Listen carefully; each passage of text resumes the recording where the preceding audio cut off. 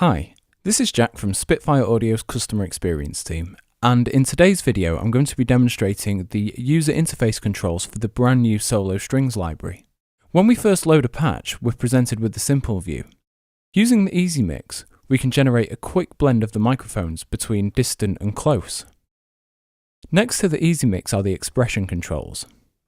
The first control is Dynamics. The Dynamics fader allows you to crossfade the velocity layers of the selected articulation. The Dynamics fader is automatically mapped to CC number 1. The following control is Vibrato. This only works for the long articulations and allows the user to crossfade between a non-vibrato sound and a full intense vibrato sound. This is automatically mapped to CC number 21. After Vibrato, we have Release. Release also only affects the long articulations. By turning Release to the left, we sharpen up the ends of the notes, cutting them off far sooner, whereas turning them to the right extends the length of the notes, making them draw out slightly longer. This is automatically mapped to CC number 17. The control after Release is Tightness. This only affects the short articulations. By turning this to the left, we sharpen up the transients, which can give a somewhat unnatural feel. By turning this to the right, we loosen the transients. Again, turning this too far will create an unnatural feel. This control is linked to CC number 18. The final control is Expression. Now, Expression is a volume control that operates within the master volume of the library and is mapped to CC number 11. The master volume can be found directly above. At the very bottom of the user interface, you'll find the articulation stanza. This enables the user to swap between different articulations, and the name is displayed in the side panel. Clicking the spanner enters the expert view. Here we have far greater control of this library.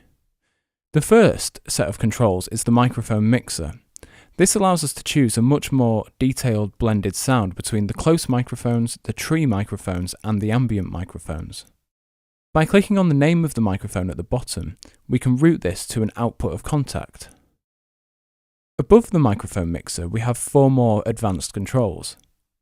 The first control enables us to change the velocity curves of this library by clicking in the drop-down menu and choosing an option. The next control is for stereo width and panning. You can adjust this per microphone. The next control is the music note. Now, this control allows the user to lock the microphone position to a given articulation. Note that now when I change the articulation and change a microphone position, it will change depending on which articulation I have. Unlocking this makes the microphone mix global. The floppy disk control enables the user to copy and paste mix settings or load and save a preset. You can do this between different libraries or different articulations. For example, I can copy this mix setting and then I can paste it to a different articulation. The following control is the preset drop-down menu. Here, this gives us different memory saving options. For example, if I choose the laptop option, you will notice that the ambient microphones get turned off, and the sample content under the memory option is reduced. The Purge Unused button is checked by default in every library. Unchecking this loads the necessary sample content into RAM, meaning any change in microphone position won't alter the RAM usage. The Transpose function changes the range of the keyboard. Underneath this, we have the CC mapped velocity. To check this control, we'll change whether we have the velocity layers mapped either to the dynamics on CC number 1 or the touch sensitivity of the control surface the user is using. The sync to tempo function will sync the library to the BPM of the DAW. The next series of options are the round robin options. Under the drop-down menu, we can choose different options. For example, we can borrow sample content from a neighbouring zone in order to increase the round robins. By default, this is set to no extra functionality. Directly below this, we can increase the round robins.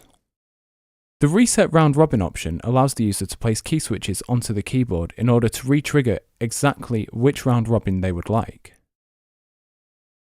The Reset on Transport function enables the round robin to be reset every time play is hit in the DAW. And directly below this we have the release trigger options.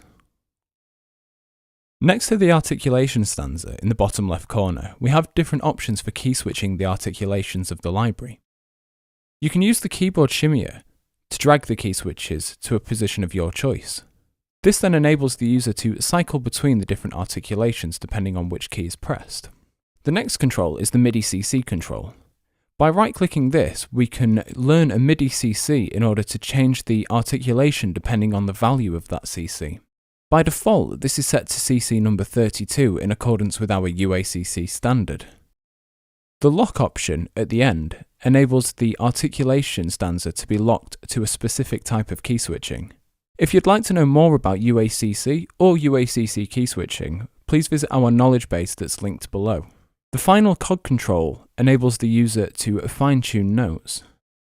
Let's now dive in and look at the ostinatum. The ostinatum is a rhythm engine, and it only works with the short articulations. By default, the mode is set to off, but by choosing an option from the drop-down menu, we turn the ostinatum on. Note, however, this will not trigger anything unless there is a rhythm programmed into the rhythm engine. You must hold down the keys in order to trigger the rhythmic loop.